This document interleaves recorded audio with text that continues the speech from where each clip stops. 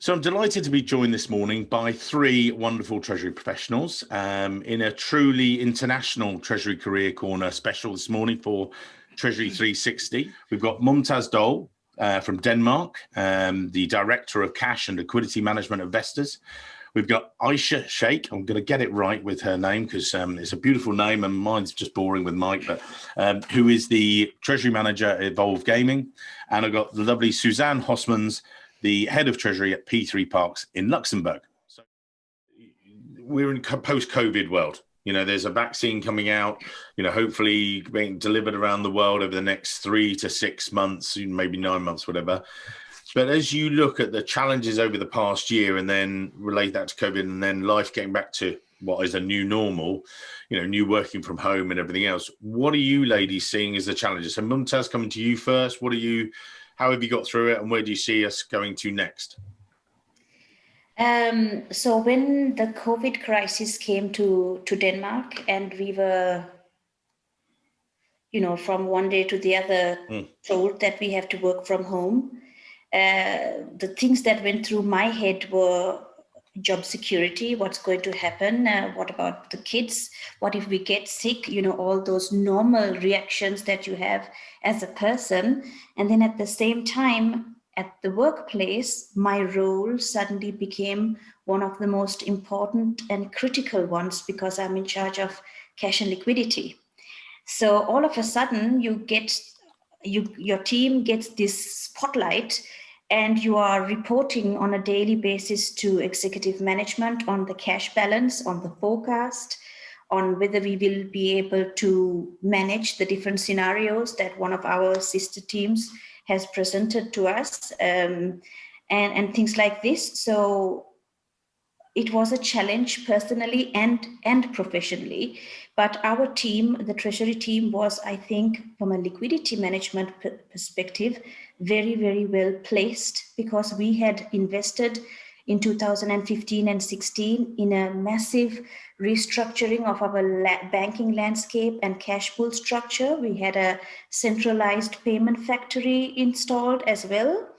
And we were, at least from an outflow point of view and a cash visibility point of view, very, very well placed. We could switch off our robot and the payments can be stopped if we needed to. And we had a dashboard, not a dashboard, but we have a dashboard, but we had reports to tell us how much cash we have and where the cash is. So that was really good. The only and biggest challenge was, what about the inflows? What's going on with our customers? Which of them are going to be hit by COVID-19 and will they be able to pay? Will they have liquidity problems? So the whole company had to scramble to work together. Tasks were delegated to different teams to deal with customers, to deal with suppliers, and so on. And then there was Treasury having the visibility of the cash position. And another thing that worked in our advantage was our relationships with the banks. We had, again, I think, done a good job being close with them. So when we really needed them, they were there for us and they did not abandon Vestas, which was a really, really good experience. I have been in several Treasury networking calls where I heard from other treasurers that they were disappointed with how their banks reacted to this. But fortunately for Vestas, we didn't need to draw. We maybe one time for a backup, we did draw overnight, but they were quite willing to put emergency facilities in place. But we went into the crisis with a large cash balance. Vestas has been cash rich for a couple of years, and it has been a luxury problem for us. Yeah. But I think that we came out with a few scratches and bruises as a company from a liquidity point of view and from a treasury management point of view. Then, of course, on the side, there was having to homeschool the kids while doing this important task for Vestas. But I think the whole company, not just treasury, really scrambled and did a really good job. And we are doing really well right now as well. Yeah, you mentioned there about having the spotlight on Treasury, and I've seen this in a couple of other recessions and a couple of difficult, times in the markets. The spotlight was on Treasury. Oh my goodness! Right, quick, what can you do now? As the spotlight and the markets ease, and the spotlight maybe moves away from Treasury, or do you think it will do, or what are your thoughts? It might do, but we have been craving for us the spotlight for quite some time, and our current treasurer and us in the background, we are really pushing to be there permanently. We don't want to move away, Yep. but we are taking more responsibilities. We've now taken over working capital management as well, so we are growing our footprint and increasing our presence in the company. Awesome. And a lot of functions now know us, and they are learning as well that Treasury is a very important stakeholder. We know the markets, we know market risk, we know currencies, we know cash. So we are a very important stakeholder advising Vestas whenever we want to enter a new market. If it's a good or bad idea, what are the risks? What do we need to do to mitigate those risks? So I think this virus does have a little bit of silver lining because now we are here, we are able to shine, and I think that we will maintain our position. Excellent. And then Aysha, over to you. So, and you made a move throughout this period as well. So you were PwC then to your current role. Talk us through that. Yes. So I was working for PwC in consulting, and I remember flying to Sweden in March, and I was just about to fly back when the lockdown started. Wow. All the flights were canceled, everything. So it was just like from one day planning, exactly what you're doing, to the next, not knowing what do you do and how do you do this. And, while being in consulting, there are quite some workshops and meetings that you need to handle face to face. And that's actually the best way to do it. So it was quite some, changes in ways of working and adapting to that. And just being able to do things. I mean, it's great to be able to do things online and digital, but it's really, there's a way you need to adapt and to reach out and to be able to do it in the best possible way. So that was one thing. But the second thing was that it was, I saw a shift, projects, there were lots of projects maybe focused on, let's say, systems and IT and that side of it. And those projects were getting more and more on hold and shifting to projects more focused on cash and liquidity, like cash flow forecasting and whatnot. So that's something I saw happening. There was a major shift. And then, as you mentioned, I made this transit from PwC to Evolution Gaming as well. So, I mean, I do see that more and more companies are really focused now on cash management side of it. There are more roles out there focused on cash management itself. And I don't really see that changing in the near future. I think this is just getting started in a way. And, Treasury, when I faced this myself, that when someone asks you, okay, what do you do in Treasury? What is Treasury? And then you try to explain, and they're like, oh, you're the payment person. No, I'm not the payment person. There's more to that, And I think that example is a good way to understand it, that we're just getting started, Cash management is a good way to introduce Treasury to companies and whatnot. But I don't think it's going to stay there. I think it's a good way to get started and then introduce more of what's going on. Could be FX, could be more, And educate the company. Yes. Yeah. Great. Yeah, great stuff. Suzanne, over to you. What, the challenges of COVID and, where do you see it going now? So I would say with COVID, like we're working from home, and when you are a new company, you join a company, it's quite a little bit complicated because you don't have the opportunity to travel, to meet the other person, the other stakeholders at Treasury. But fortunately, we have technology and we have a lot of calls, introduction, and we're having these teams and this technology that helps us. And I would say it depends also from my side. I would say the company, the business is growing. We're making a lot of acquisitions, so we didn't suffer too much. And I would say from the other company I left as an interim before, the system is so well organized. For security reason, they have to go to the office because this is also, I think, very important. And when you implement a treasury system, always think about in crisis, what will happen, what is the plan B to organize the treasury department. And I keep this in mind. This is in fact COVID, but I'm thinking also you may have, and I noticed that some company already have it. It's a kind of cyber attack, and you need a plan B. And COVID, I would say, just before I left the previous company where I was working on interim, we were preparing this cyber attack, and I was just thinking, well, we have COVID, and how we organize, what is the plan B to organize treasury? And when it's really, I would say, I think today we have to think really about these things may happen, and we have to be aware of it and getting organized. So this is what I can say from my experience from COVID. But mostly in treasury,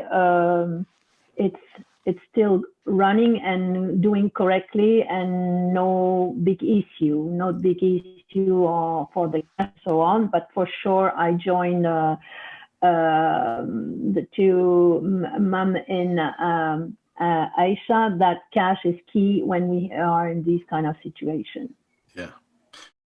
You're three wonderful treasury professionals who happen to be women. I don't know if you've noticed, but I did. And I was actually, one of my treasurers actually said, look, I'm first of all a treasurer and I happen to be a woman and things like that. But at the end of the day, we've got women, we've got diversity, we've got gender, we've got all these different issues. I'm just wanted to ask you guys, do you think now in the current workplace, for instance, that enough is being done? Certainly you guys, I'm sure, are doing it, but do you feel enough is being done to address the issues of gender, diversity? How do you guys promote it? Going Mumtaz first with you, and then we'll go around the panel. Mm-hmm. In Vestas, at least, I think they're doing a really, really good job. Right. In the last 1 year, they actually started the program about diversity and inclusion and educating the whole organization to be aware of this. But I must say that even before they started this, I have not had any issues. And in fact, I took the biggest steps in my career since I joined Vestas, because I have had one maternity leave. I'm about to go on another maternity leave in spring.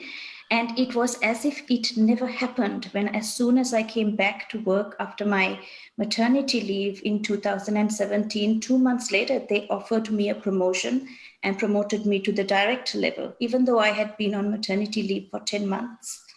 And so I think that in Vestas, this is going really, really well.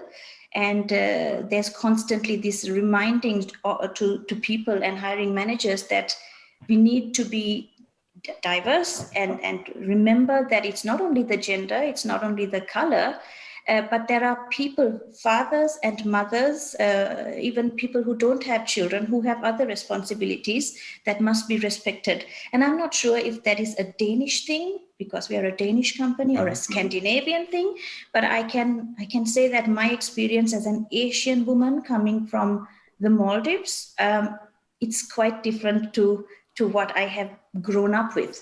Right. But having said that, I think my gender and my name have been in my way sometimes. And now I'm going to bring the pink elephant into the room. But I have experienced that I was told that when someone saw my name on the CV, that they didn't want to ask me into an interview because they didn't want to have a lady with a burqa in the team. And I was very surprised to hear that, but I was still called in for the interview because the corporate stepped up and corrected this individual. So I think the company did what was necessary to wipe that out and bring me in. And I came for the interview. I was who I was, and I was successful. And another experience I have had after I've had my children was being told that my after work responsibilities didn't fit the team. And that again was not, I didn't think that was an okay thing to tell a woman. And my first reaction was to take it in and then just do nothing, because it's an awkward thing. But then I thought, if I keep my mouth shut, then this is not going to work out. We are not going to change. This person is not going to change. And the other people, other ladies that are following me, are not going to have the opportunities. So I had a really good conversation with this colleague of mine, who later, I really believed in him, so I did not want to jeopardize his career. But then we made a deal, and he apologized.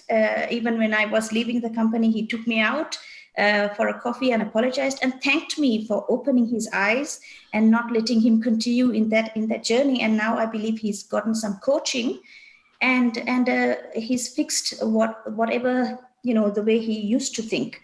So yes, as a female, you go through some challenges, which you must not get offended, I think, about those things, because then you go off track.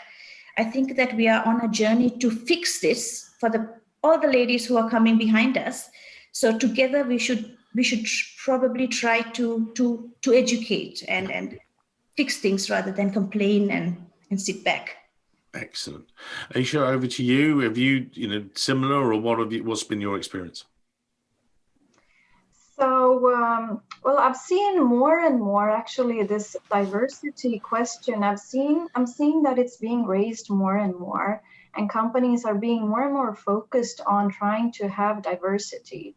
But I do agree on the point that Mumtaz touched upon, that, there are differences in different regions. While working in the UAE, I saw it was in a different way than it is here in Europe. So there is more focus on diversity in Europe for sure, from my experience. At Ericsson, for example, there was a program especially focused on managers and leaders and having diversity there. While in the UAE, I didn't really see that. So, there are differences in regions, but I didn't really face any personal, discrimination as such. Just looking at how, which leaders we had, managers and whatnot, that's where I saw that, that's not the top focus. Now, obviously, when you look at a company from a different point of view, where you need to look at what you're doing out in the business world, and especially if you look at the companies such as Ericsson, now that is a very engineer-focused business, right? So, and naturally, you do have more male working in that as well. So obviously that's going to contribute to that. And looking at it from the Treasury side, I think the question is really growing more and more as we go. Okay, excellent, thank you. And Suzanne, what are your thoughts? My thoughts, I would say, well, globally, I didn't met any issue because I'm a lady. But what I can say, what I noticed in my career, that it depends also of the sector in which you're working. If you're working in a sector that is more cosmetic, I would say you have quite a lot of ladies, and the diversity, this is if you're working as you said, an engineer company, well, you may have more men working in the company, but honestly, I haven't never been exposed to no kind of situation because I'm a lady, honestly. No.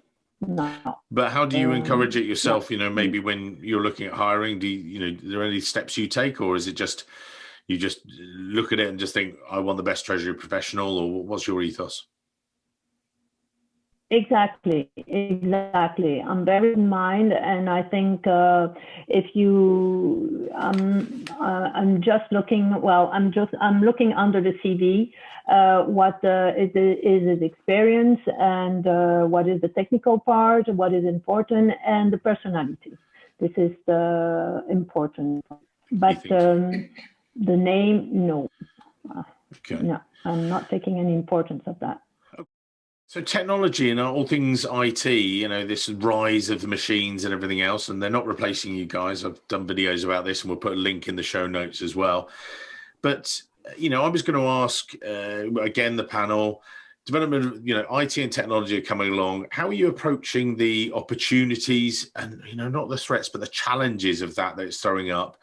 I hear a lot of the time that treasurers sometimes say to me, God, I'm being pushed forward by my CFO to be the filter, if you like, for all things. Should we be looking at blockchain, straight through processing, all these different systems? Should we be doing that? I know, Suzanne, you've got a real strength in systems, but, how do you deal with all these other challenges or IT coming along as well? I mean, Mumtaz, from you, what are your thoughts on it? Mm-hmm. Me and my team, we don't see the IT as a challenge. Actually, we are welcoming it with open arms. We are really, really curious and very interested to upgrade our existing IT platforms.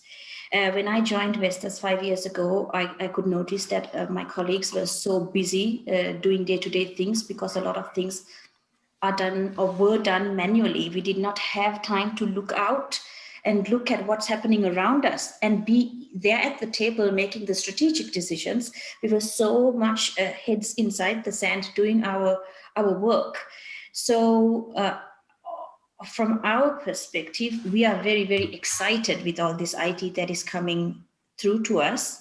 We are very happy when the banks and the known fintechs contact us, or PwC or Deloitte or whoever it is, comes and presents these technologies to us. We, in fact, at the beginning of every year, at least our banks come through to us and they present us all the new technologies.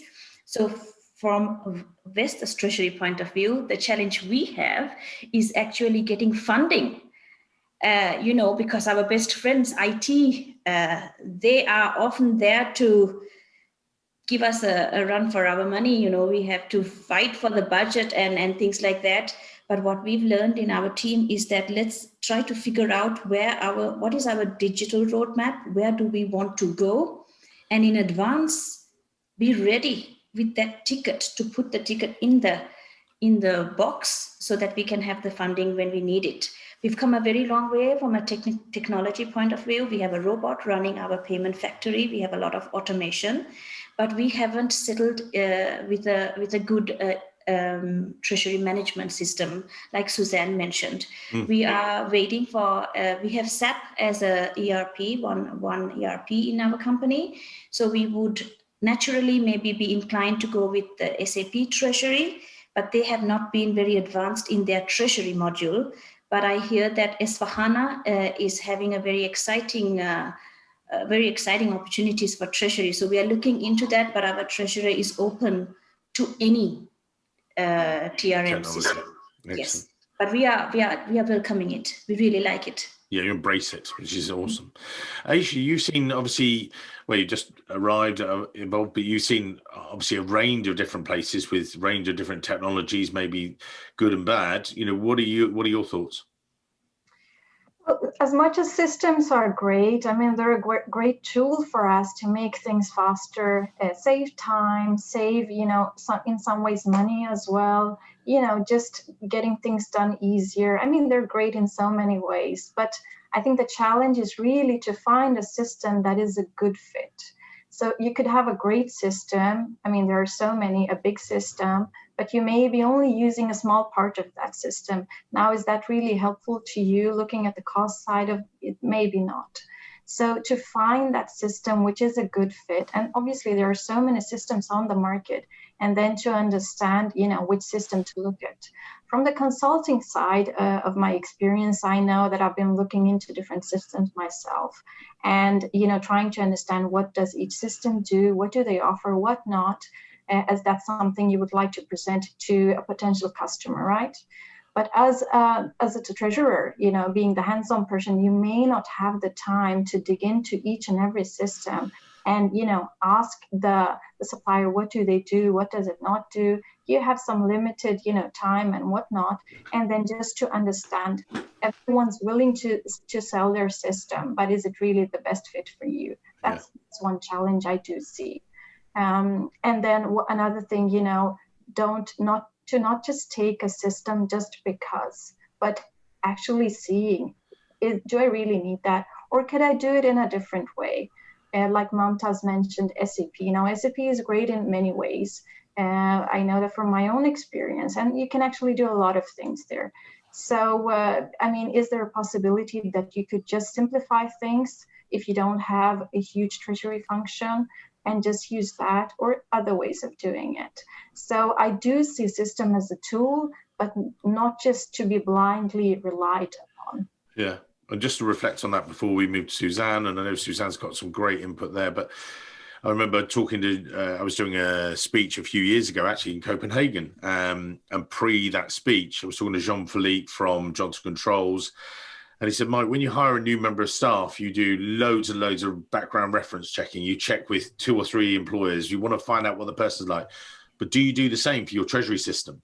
You know, do you speak to 3 or 4 of the past customers, or do you just blindly follow what that treasury system providers go, yeah, we do this, but actually do they do that? And do they implement in this time? And he said, do you do as much reference checking of that system, which is going to be a mega employee, if you like, 24/7, you switch it on, boom, but does it work?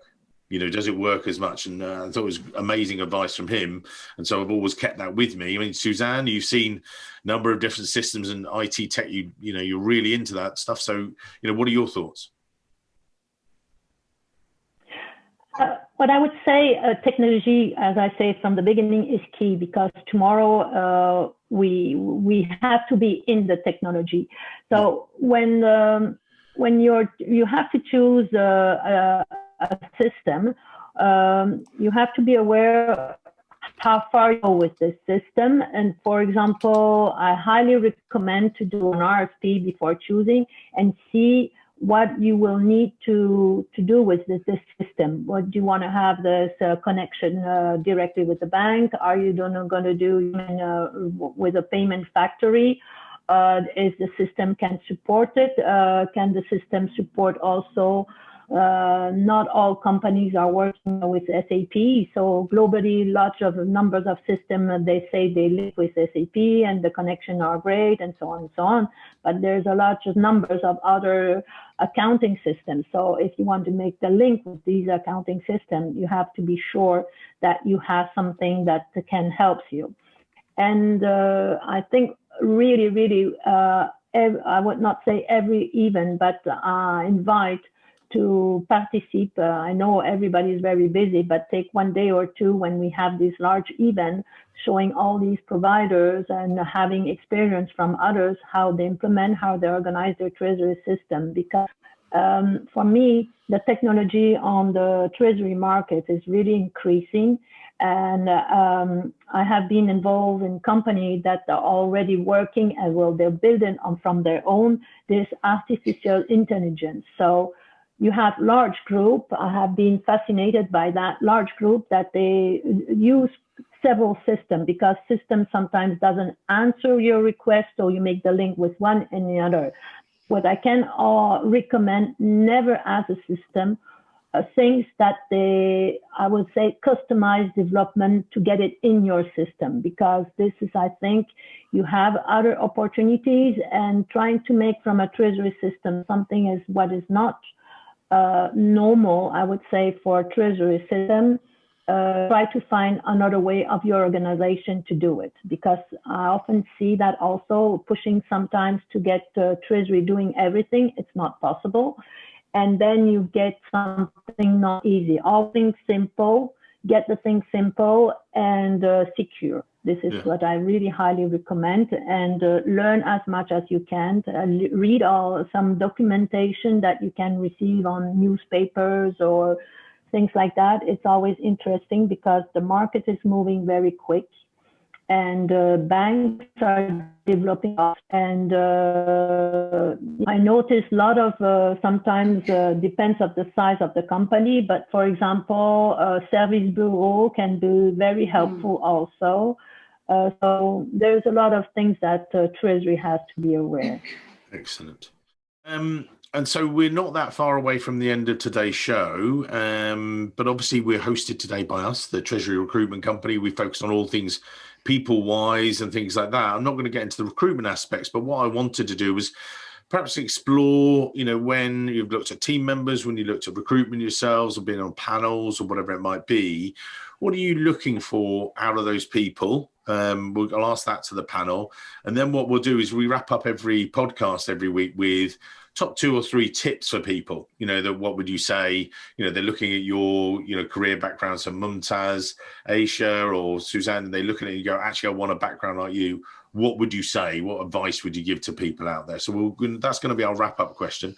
But before we do that, Mumtaz, coming back to you, you've got a team there with you. When you're looking at people, what is it you're looking for? Is it actually they must have this basic level of qualification or background, they must have this, or it's about when you meet them, it's the personality? What are the key things that sort of jump out at you, if you like, people-wise? Investors and me personally, if I were to do it, I think the educational qualification is a very, very important aspect that we look for. We recently launched a graduate program, and we have received one of the graduates in the Treasury team, and they had to go through a completely tough interview process to get in. But even on normal recruitment, we will really look for the qualifications first, and then we will look for the personality. It's important that whoever is joining Vestas will be able to demonstrate and live the Vestas values. So when the hiring team are interviewing, this is on our mind, and we also do some personality testing to see if this person fits the company. And then the hiring manager, if it were up to me or my superior, would check if this person fits the team, because it's very important for us and important for a company, I think, that you get the right people on the bus. Yeah. And it has to be a good fit for the people who are also already in on here. The bus. Yeah. Yes, exactly. So how do you assess that then when they're at the door just about to buy their ticket?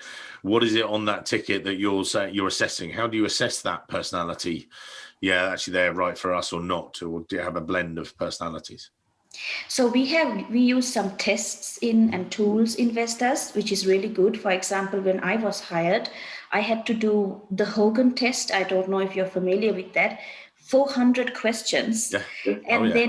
And then when I was interviewed, they told me about me, and they were spot on, which was really interesting. So they knew who they were hiring. They knew me, and they were able to challenge me. And I've seen it also in the last recruitment we did with the graduate, that you use what you know about this person to turn the question around so they see themselves, which was very interesting, I think. And it's also very good to know, okay, what's this person going to say about himself on this, how other people would see a certain quality or personality. So I think that is a really good way of doing it. And then also for me personally, I think I like to go with my gut feeling as well. And then it's a team hiring, so we can talk with each other to see if your gut is telling you the right thing. Yeah. And if it's tie with 2 candidates, then I would go with my best feeling. Yeah.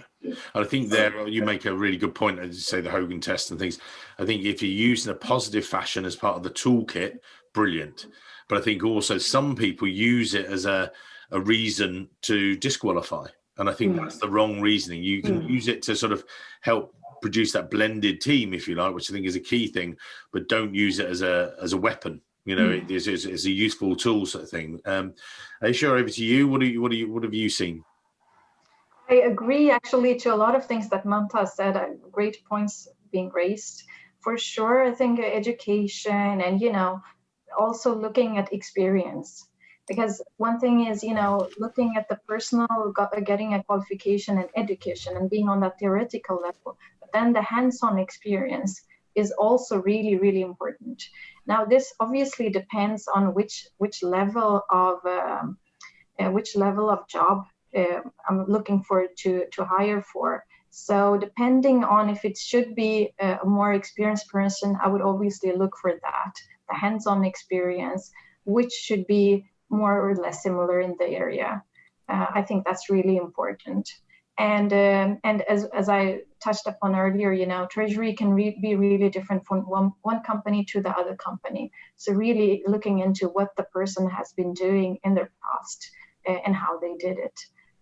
Another thing is really, you know, looking into this, as Mumtaz mentioned, the gut feeling. I think this is really important. Yeah, and, you know, what feeling do you get when you meet this person, when you speak to the person, and really getting to know them? Not just, you know, having an interview, but actually having a conversation with them and trying to understand them. And I think something that's helpful is not just me meeting the person, but actually a colleague or, you know, another manager meeting them as well, just to see, okay, how do we understand this together?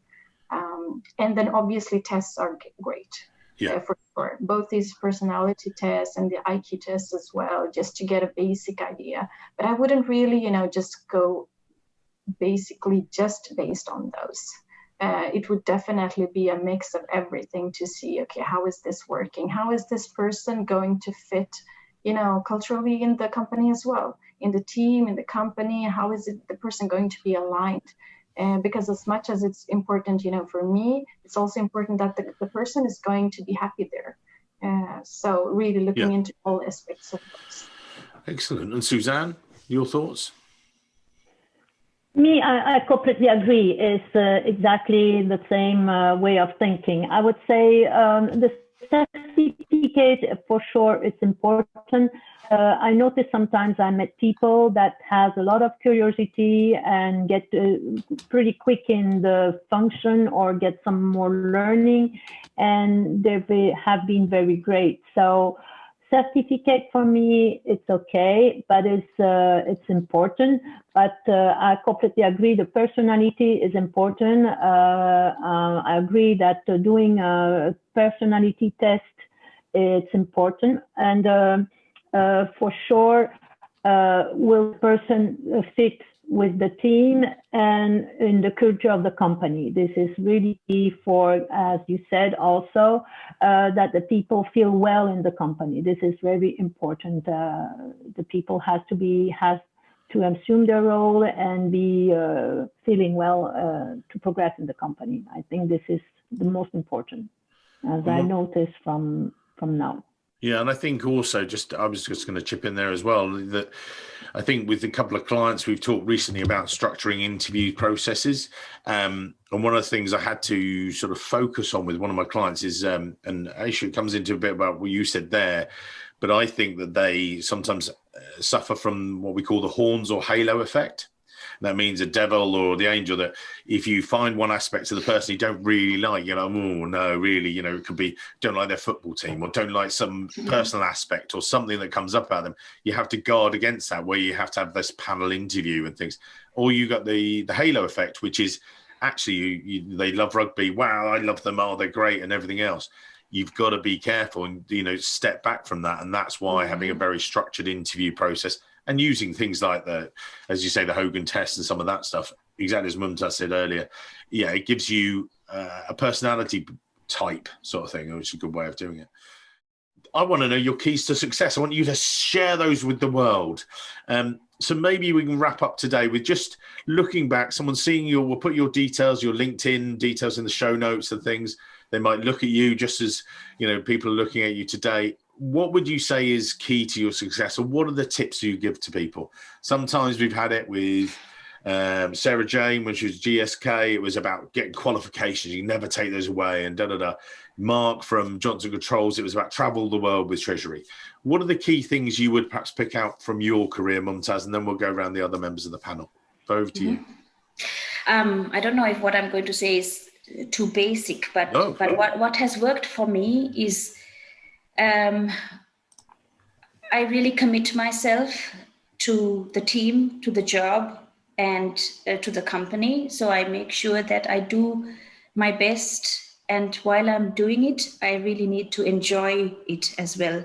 Because if I am not happy and if I'm not enjoying, I don't think that I will be able to do and demonstrate the best in me. So I try to be as natural as possible, and I like to go with my gut feeling, and I like to always do my best. And I'm in a place in my life right now. I'm going to be mother of 3, so I find myself questioning my priorities. But I think that you need to, I trust myself and my confidence to help me achieve what I want to achieve and find the balance, working and being happy and healthy at home.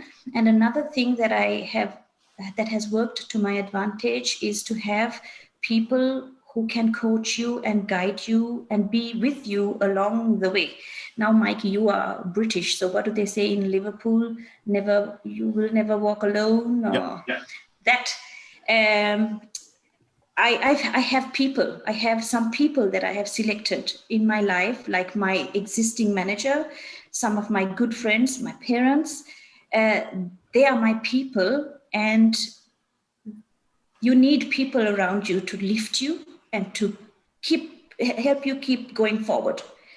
And ultimately, you go with your best performance and be natural. Okay, amazing. We're going to come back to summarize some of these in a moment. Aysha, over to you. So I would say, it's good to have an open mindset. Things don't always go as we plan them. Most often they don't. And to keep this open mindset that, okay, even if you may not be able to take the step you would like to today, there's going to happen sooner or later. Maybe not in that way, but maybe in a different way. But there are learnings on the way. So don't be blind to those, try to pick them up anyway. And just to have this curiosity, trying to learn where you can, where you are, whatever you're learning. At some point, it's going to be useful in one way or the other. And also, trying to see how you can connect with other people as well and getting inspiration, because we may not be able to, copy paste someone else's career, but we can learn from. One thing is their mistakes, and another thing to getting inspired by how they did it. And what are the best ways to progress? What are the best way to grow in different kind of ways? Getting the inspiration, connecting with people.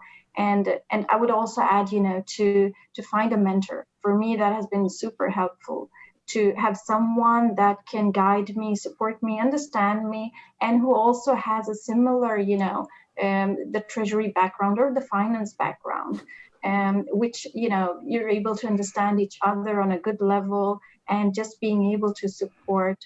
And Mumtaz touched upon this as well, that people are really going to be helpful. And in that, trying to find a mentor.